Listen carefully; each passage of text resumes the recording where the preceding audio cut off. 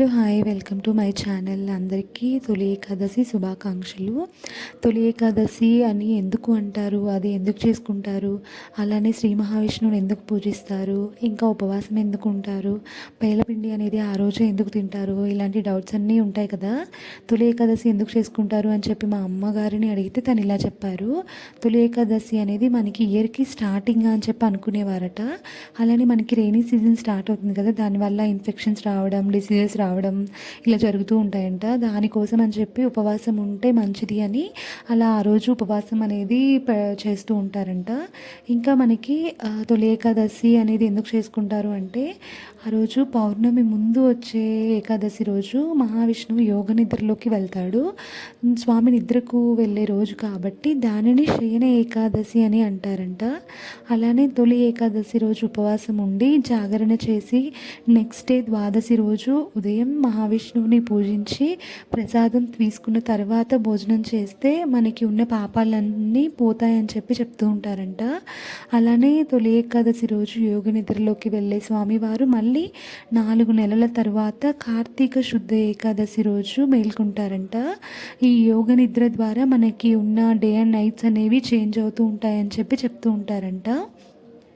తొలి ఏకాదశి అనే పేరు ఎలా వచ్చింది అంటే, కృతయుగంలో మురాసురుడు అనే రాక్షసుడు బ్రహ్మవరంతో దేవతలను ఋషులను హింసిస్తూ ఉండేవాడంట. ఆ రాక్షసుడితో మహావిష్ణువు 1000 ఏళ్ళు పోరాడి అలసిపోయి ఒక గుహలో విశ్రాంతి తీసుకుంటుంటే ఆ శ్రీహరి శరీరం నుంచి ఒక కన్య ఆవిర్భవించి ఆ రాక్షసుడిని అంతం చేస్తుందంట. ఇందుకు సంతోషించిన శ్రీ మహావిష్ణువు ఆ కన్యను వరం కోరుకోమనగా తను శ్రీ విష్ణు ప్రియగా పూజలు అందుకోవాలని కోరుకుంటుందంట.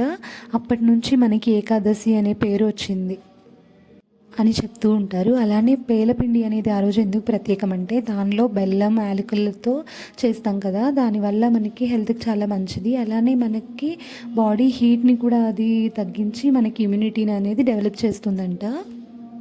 నేనైతే తొలి ఏకాదశిని ఇలా నా దగ్గర ఉన్న చిన్న చిన్న వస్తువులతో డెకరేషన్ చేసుకొని ఇలా చేసుకున్నాను. ఆ రోజు పిండి దీపాలు వెలిగిస్తే చాలా మంచిది అని చెప్తారు, అందుకని ఇలా పిండి దీపాలు చేసుకున్నాను. తొలి ఏకాదశి గురించి నేను తెలుసుకున్నది మీకు ఈ వీడియోలో చెప్పానండి. అలానే నేను ఎలా చేసుకున్నాను అనేది కూడా వీడియోలో చూపించాను. అందరికీ నచ్చిందని చెప్పి అనుకుంటున్నాను. పూజా విధానం అండ్ డెకరేషన్ ఎలా ఉందో కమెంట్లో షేర్ చేయండి. ఆ రోజంతా ఉపవాసం ఉండి పాయసంతో నా ఉపవాసంని ఎండ్ చేశాను. ఈ వీడియో అందరికీ నచ్చిందని చెప్పి అనుకుంటున్నాను. Thank you all. Okay then bye.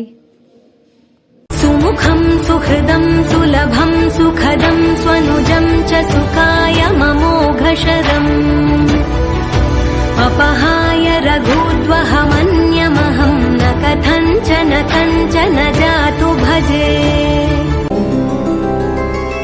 Govinda Hari Govinda గోకులనందన Govinda Govinda Giri Govinda Shri Venkatesha Govinda Govinda Hari Govinda గోకులనందన Govinda Govinda Giri Govinda Shri Venkatesha Govinda.